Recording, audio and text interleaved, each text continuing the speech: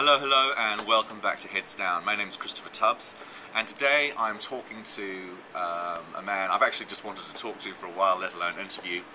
He is the co-author of Last Night a DJ Saved My Life and How to DJ Properly. He also stands like a colossus above the internet with his DJ History website. He is one of the men behind the low-life parties here in London and across Europe. He is, of course, Mr. Bill Brewster. And this is a two-part interview. This is part number one. It's intensely interesting, of course, and I hope you enjoy it. You're on Heads Down.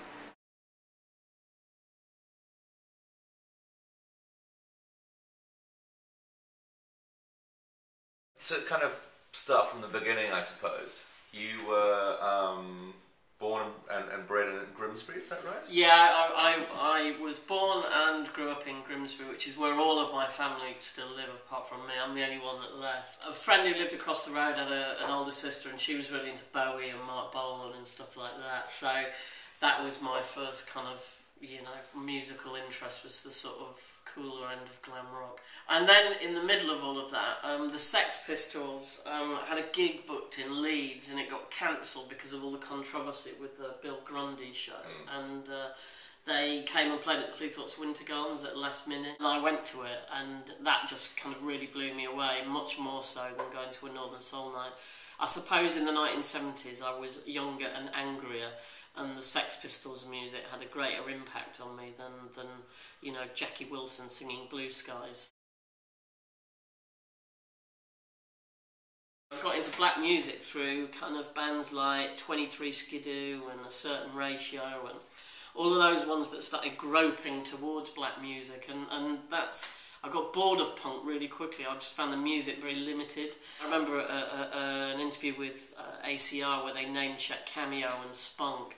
So I immediately went out and looked for like some Cameo records and some Spunk records. From there I'd started going out to clubs as well. Moved back up to Grimsby for a few years because I was kind of new. I didn't really want to work as a chef anymore. And while I was up there I started a band.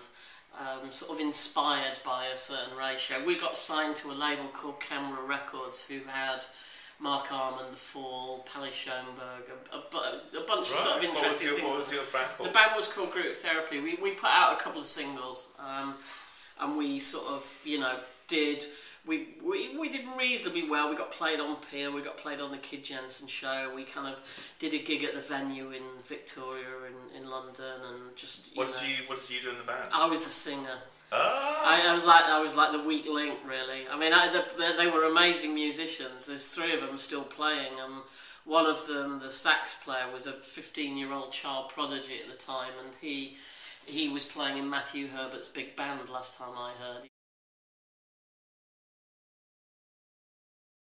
John Peel.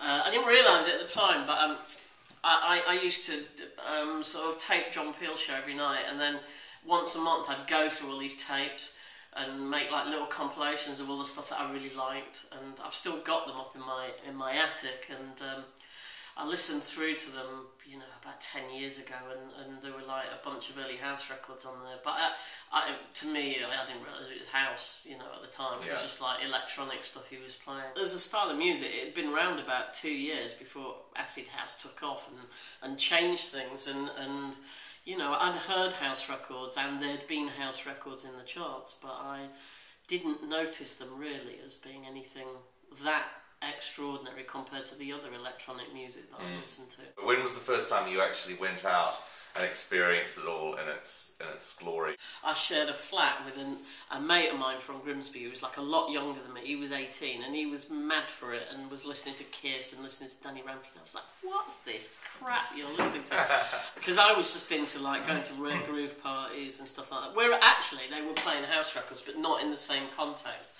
And then in 1989, an ex-girlfriend of mine, we'd both been dumped by our she'd been dumped by her boyfriend, I'd been dumped by my girlfriend, and we started hanging out together. And she took me to a club called Troll,